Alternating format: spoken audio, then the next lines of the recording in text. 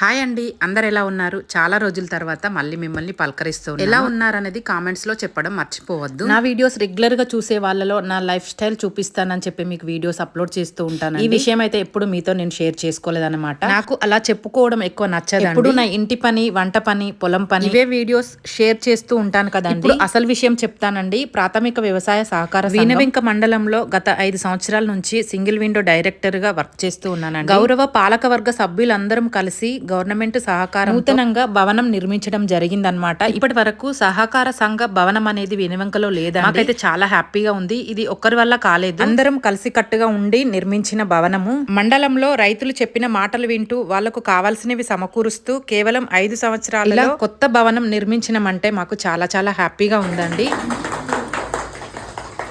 ప్రారంభోత్సవం అయిన తర్వాత ఇలా పాలు పొంగించి అందరం భోజనం చేసి ఇంటికి వచ్చేసినాం. వీడియో నచ్చితే లైక్ చేయండి. Thank you.